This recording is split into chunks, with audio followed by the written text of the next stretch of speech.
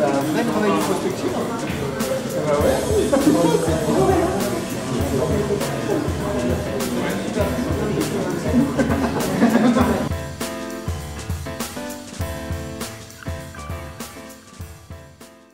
Qui souhaite une garantie d'acheter des produits locaux. Il ne veut pas des choses qui viennent du bout du monde, il veut en être sûr, il veut que ce soit normé et il veut qu'il y ait une traçabilité, une sorte de bilan kilométrique en fait. Donc je veux savoir d'où ça vient et je veux presque voir le champ où a poussé les céréales qui ont permis de faire la pâte à choux la farine de pâte à choux. Deuxième, justement par rapport à cette normalisation et cette traçabilité, c'est la comprendre.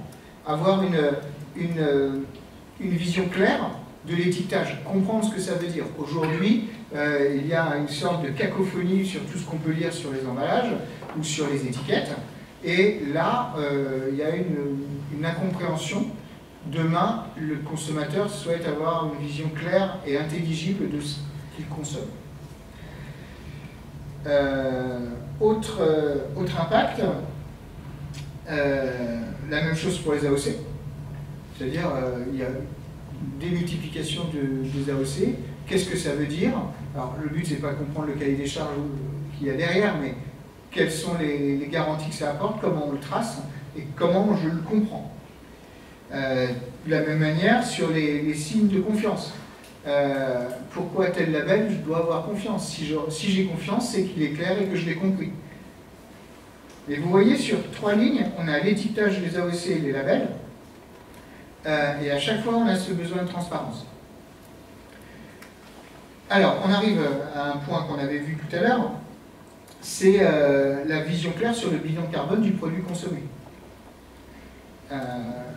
Est-ce qu'il y aura demain une étiquette du carbone tel qu'on peut avoir un Nutri-Score aujourd'hui? Ça peut être un impact de cette histoire. Est-ce que c'est un produit qui est, si c'est un produit local avec une agriculture raisonnée et raisonnable, il sera mieux noté que si c'est un produit qui vient de l'autre bout du monde, utilisant des produits qui viennent eux-mêmes de l'autre bout du monde, transformés par des pays émetteurs de CO2. Et justement par rapport à ça, il y a une remise en cause du bio. Remise en cause du bio tel qu'il existe aujourd'hui, parce que les gens ne comprennent plus grand-chose non plus à la normalisation, et finalement ils vont avoir plus de confiance dans un produit de proximité qu'ils voient, qu'ils maîtrisent, qu'ils peuvent presque toucher, plutôt qu'un produit bio qui vient de beaucoup plus loin, dans des conditions qu'ils ne connaissent pas, avec des gens qui ont travaillé peut-être avec des conditions de travail qui ne sont pas acceptables. Il y a le côté RSE derrière aussi. Allez-y, hein, si vous voulez intervenir. C'est un sujet de traçabilité aussi, ça. Comment? C'est aussi un sujet de traçabilité. Tout à fait. Ouais, alors, tout est lié. Tout est lié. Quand on a travaillé cette prospective, on ne l'a pas faite en silo, et c'est vrai que tout est lié. Autre impact pour la demande. Alors, on vient aux produits gourmandises, au fait que c'est un produit qui est plaisir, mais c'est pas pour autant que c'est un produit qui est malsain. C'est-à-dire qu'aujourd'hui, je fais attention à ma glycémie, à mon taux de graisse et compagnie, mais je ne veux pas forcément me priver d'un petit éclair au chocolat de temps en temps. Donc il y a un équilibre à trouver entre le plaisir et manger ça. C'est-à-dire qu'on souhaite garder le goût de la gourmandise. Donc ça peut passer par un changement de rythme de la consommation.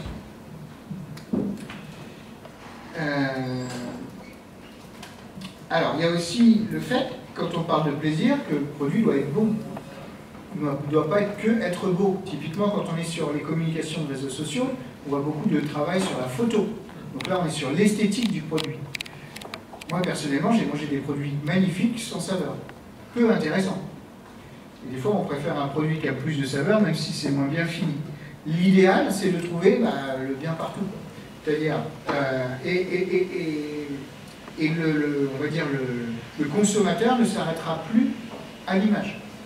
Il y a cette logique, comme le plaisir est important, et en plus comme il a changé de rythme, quand il va en consommer, il veut vraiment prendre son pied. Il y a la logique de plus de services, plus de facilité pour consommer. C'est-à-dire qu'un pâtissier doit faire autre chose que de la pâtisserie. Il doit apporter du service autour de sa pâtisserie, que ce soit en termes de livraison, que ce soit en termes pourquoi pas de compréhension de ce qu'il y a dans le produit. Il doit environner son produit d'une somme de services. Ça, c'est une attente. Et puis, il y a de la demande du consommateur en termes d'innovation, en termes de service, comme on vient de le dire, en termes de transparence, en termes de qualité, en termes d'offres, panel des saveurs, panel on va dire, de la mise à disposition des produits. Donc vous voyez que les consommateurs, dans l'histoire que l'on a écrite, ils sont relativement... Alors si l'histoire est en rupture, comme on l'a dit, les consommateurs, eux, sont de plus en plus exigeants. Exigence, on le rappelle, donc en transparence et compréhension de ce qu'il y a derrière un produit. Exigence en termes de régionalisation et compréhension des produits qu'on va mobiliser pour le produit fini. Exigence en termes de goût, exigence en termes de service. Donc, globalement, ça se résume autour de ça. Est-ce que quand vous entendez ça, par rapport aux consommateurs que vous pouvez avoir en face de vous, vous vous retrouvez aujourd'hui, dès aujourd'hui dans notre histoire de demain? Ou est-ce qu'il y a des choses qui semblent, par rapport à ce qu'on a écrit, se différencier, s'accentuer, ralentir, je ne sais, par rapport à ce que vous pouvez connaître? Ça vous choque ou pas? Aujourd'hui, je pense que l'exigence du goût, j'y crois pas trop. L'exigence du goût, non? Aujourd'hui, j'ai même l'effet inverse. L'exigence de l'esthétisme, oui, du goût, non. Le beau avant le bon? Oui. J'ai D'accord. eu plusieurs expériences, il n'y a pas de ça si longtemps, qui m'ont fait dire ce que je suis en train de vous expliquer. D'accord. Peut-être que même d'un point de vue cérébral, comme c'est beau, c'est bon. Et les gens ils vont avoir du mal à le traduire différemment. D'accord? Donc là, on aurait une rupture là-dessus, en 2035. Lionel, est-ce que tu peux parler un tout petit peu plus fort? Parce qu'au fond, tu n'as pas entendu. Non, je crois moins à une exigence plus accentuée sur le goût.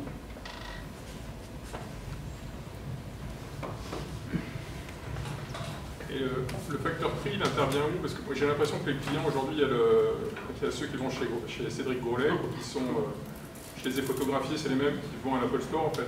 Donc c'est ceux-là. Et puis moi, je suis au milieu, et puis de l'autre côté, il y a mes enfants qui vont dans la pâtisserie de quartier chercher leur flan. Et le flan, aujourd'hui, le prix du flan à Paris, tu vas de 50 à 6 € hein, pour la même part. Et pas forcément avec des grains de vanille de Madagascar dedans. Donc la question que je me pose, c'est est-ce qu'il n'y a pas aussi une segmentation, une premiumisation, enfin, un monde de riches, un monde de pauvres? Oui, alors ça, on l'a vu dans l'histoire. On l'a vu dans l'histoire. Et au niveau des facteurs pour la demande, on ne l'a pas tant étudié que ça, on le retrouve dans les facteurs justement de l'impact pour l'offre. Oui. Puisque c'est là où on va retrouver le prix, justement, et notamment le calcul de l'optimum. Ouais. Là, sur la diapo, il y a écrit toujours plus de demandes. On est d'accord que du coup, c'est un même client qui va avoir plus d'exigence, ou est-ce que on va avoir une demande plus grande, plus de gens qui vont vouloir de pâtisserie, parce que ça me semble un peu aller à l'encontre dans le scénario de la baisse du pouvoir d'achat. Alors, c'est pas plus de demandes en termes de quantité, c'est finalement les consommateurs ont plus d'exigences. Des exigences en termes de produits, des exigences en termes de visibilité, en termes d'offres et en termes de services. Mais du coup, cette quantité de la demande,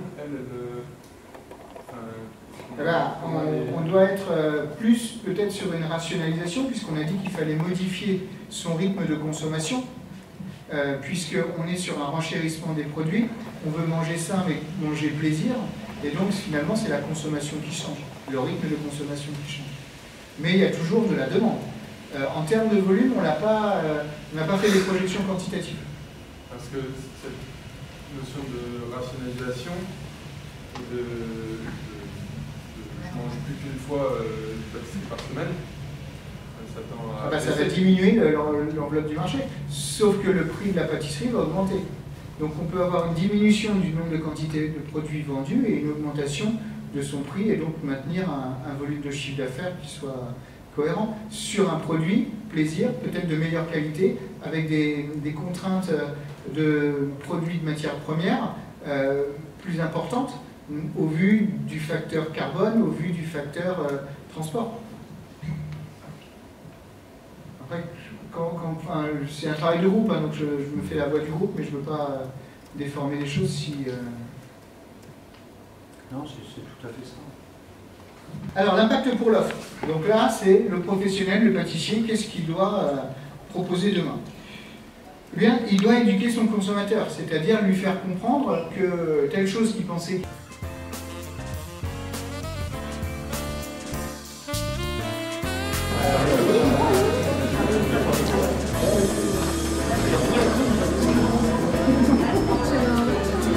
Un vrai travail de prospection.